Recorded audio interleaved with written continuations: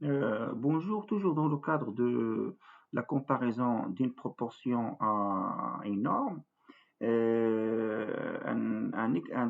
troisième exercice qui porte sur le problème suivant, donc sur 100 000 naissances enregistrées dans une dizaine de maternités pendant une période d'une année, on a en dénombré 51 500 naissances féminines. Donc la question qui va se poser ici, peut-on admettre au risque de 5% l'hypothèse d'équiprobabilité des deux sexes à la naissance? Donc ici, vous avez un échantillon c'est-à-dire de 100 000, on a trouvé les cas favorables de naissance féminine de 51 500.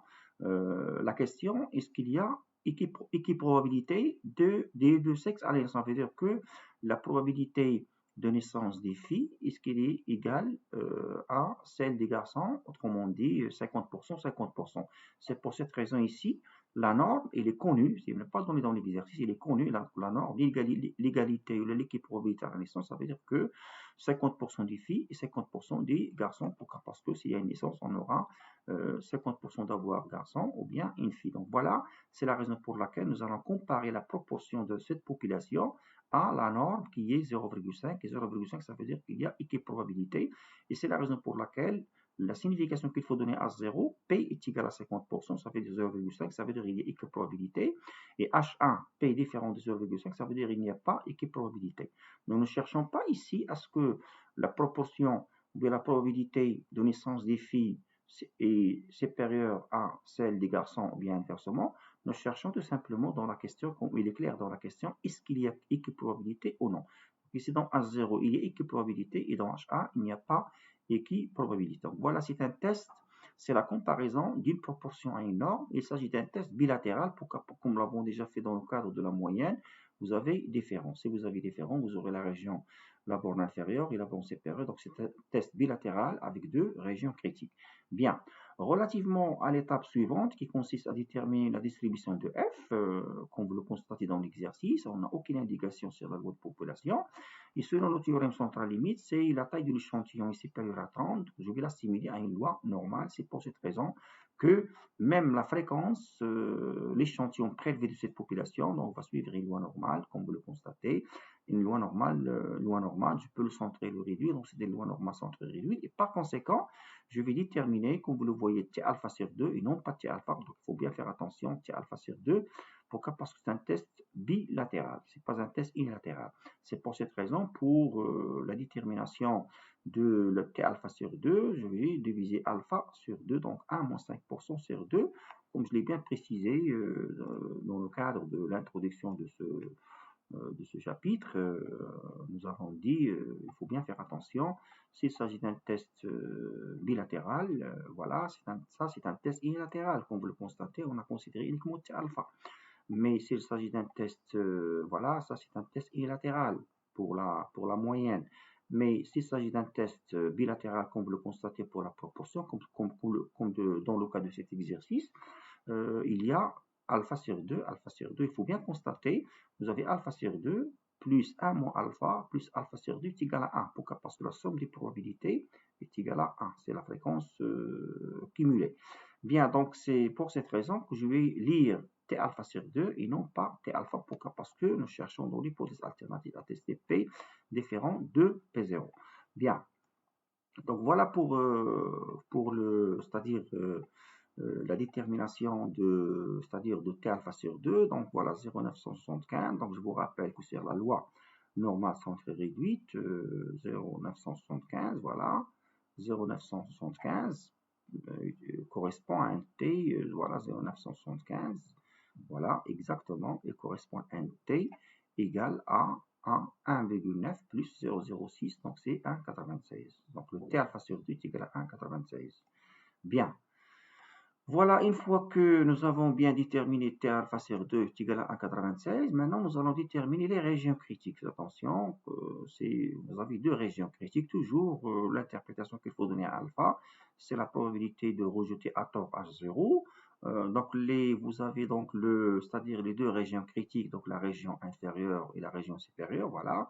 Donc voilà, nous cherchons à encadrer f. Faites attention, ça, c'est pas un intervalle de confiance. Il ressemble à un intervalle de confiance, mais c'est un intervalle d'encadrement de f pour que je puisse déterminer les deux régions critiques L1 et L2. Donc la région critique L1 et L2. Donc vous avez L1 et L2 comme je l'ai fait pour la moyenne. Bien. Donc vous constatez ici que chaque terme, nous connaissons donc P0 est égal à 0,5. Alpha sur 2, nous l'avons déterminé dans l'étape précédente 1,96. Donc je peux déduire n, il faut bien faire attention n. N ici, c'est pas 51 500. 51 500, c'est les cas favorables. Donc la taille de l'échantillon, c'est 100 000. Donc voilà, voilà, donc la taille de l'échantillon, c'est 100 000. Si je remplace chaque terme par sa valeur, donc je vais trouver la première région critique L1 et L2. C'est pour cette raison, dans l'interprétation, on peut dire qu'on a 95 chances sur 100 pour que les deux régions critiques soient comprises entre L1 est égal à 49,7% et 50,3%. Ce sont c'est-à-dire les deux régions critiques L1 et L2. Bien.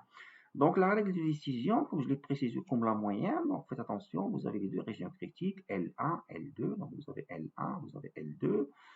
Si F, la fréquence observée, appartient à L1, L2, comme vous le constatez ici, donc je vais accepter H0. Donc ça, c'est la zone d'acceptation de H0. H0 dans cet exercice-là, comme je l'ai fait auparavant, il correspond à l'équiprobabilité des sexes à la naissance.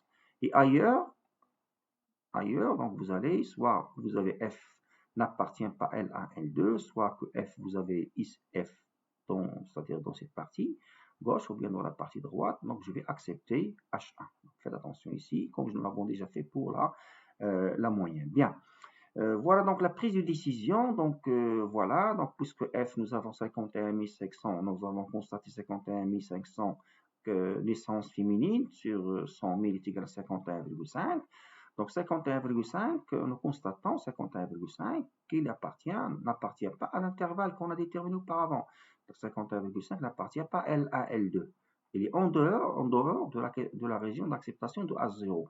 Donc, on peut dire que dans ce cas-là, 51,5, il est là. Donc vous avez ici la représentation graphique c'est-à-dire des deux régions critiques, et nous constatons que F, 51,5%, il est supérieur à L2, n'appartient pas à l'intervalle L1, L2, donc je vais accepter H1. H1, ça veut dire quoi? Ça veut dire que la différence qu'on a constatée, H1, la différence qu'on a constatée, c'est-à-dire entre P0 qui est égal à 50%, et ce que nous avons trouvé sur l'échantillon 51,5, cette différence, 1,5%, cette différence, elle est réelle. Ça veut dire que dans l'exercice, il n'y a pas équiprobabilité. Donc, il n'y a pas équiprobabilité. Donc, on a accepté H1, il n'y a pas équiprobabilité. Nous constatons ici que les 1500 naissances de plus, ce sont des naissances féminines. C'est une différence réelle. Ça veut dire que le pourcentage, la probabilité de naissance des filles, il est réellement supérieur par rapport à celle des garçons. Pourquoi? Parce que nous avons accepté H1 et donc la différence constatée, c'est une différence réelle. Bien. Donc, une fois que nous avons, nous avons déterminé, répondu à la question, c'est-à-dire on a accepté H1, nous allons voir maintenant l'autre méthode alternative qui est le fait de travailler avec le T calculé. Donc voilà, le T calculé, toujours ça reste F, ce que vous avez observé, moi la norme divisé par l'écart type de F, soit H0, c'est P0. Toujours, il faut comparer le T calculé par rapport à Tlu. Donc, Tlu, toujours il est égal à 1,96, comme nous l'avons déterminé auparavant. Donc, voilà, donc le T calculé, si je remplace chaque terme par sa valeur, donc 0, F, ça c'est P0, ça c'est l'écart type, nous l'avons déjà déterminé auparavant, 9,48, donc 9,48 il est largement supérieur à 1,96, donc je vais accepter H1, donc c'est le même résultat qu'on a trouvé auparavant. Donc voilà pour la comparaison de la proportion à une norme à travers les trois exercices qu'on a traités. Il faut bien faire la différence entre un test unilatéral. Dans le test unilatéral, il faut bien faire la différence entre un test unilatéral à droite, comme nous l'avons déjà fait dans l'exercice, le premier exercice, il est à droite. Toujours on travaille avec T alpha. et un test unilatéral à droite, pardon, à gauche, comme nous l'avons fait pour le taux de chômage. Voilà, donc voilà, le test, c'est un test unilatéral à gauche, voilà, moins. Il faut toujours le T alpha, ou bien le cas où il faut traiter un test bilatéral avec deux régions critiques, comme nous l'avons déjà fait, et il faut bien faire attention au niveau de la détermination de T alpha sur 2, donc toujours dans le cadre d'un test, c'est-à-dire bilatéral, c'est le T alpha sur 2. Et la règle de décision, ça reste toujours la même, comme nous l'avons déjà fait dans le cadre de la moyenne. Donc, on travaille de façon analogique par rapport à ce qu'on a fait dans le cadre de la moyenne, sauf ici, on travaille avec une variable qualitative ou bien ce qu'on appelle la fréquence observée, mais le principe reste le même, toujours avec les 4 ou bien 5 étapes. Voilà, si vous acceptez H0, comme l'avons fait auparavant, dans l'interprétation, on peut dire que la différence qu'on constate, toujours la différence entre ce que vous avez trouvé sur l'échantillon et la norme. La différence, si vous acceptez H0, la différence, elle est due aux seules fluctuations d'échantillonnage, comme nous l'avons déjà fait, je pense, dans cet exercice. Je pense ici, on a accepté, c'est la différence entre 0,07 et la norme qui est égale à 7,1%. Voilà, ça c'est une différence qui est due aux seules fluctuations d'échantillonnage. Donc je vais pas la compter. Donc c'est juste aux variations de l'échantillon, puis la volatilité de l'échantillon. Ou bien, si jamais vous acceptez H1, si vous acceptez H1, comme dans le cadre de cet exercice-là, donc si vous acceptez H1, on peut dire que cette différence que nous constatons, si vous acceptez H1, c'est une différence réelle, ça veut dire qu'il faut la prendre en considération.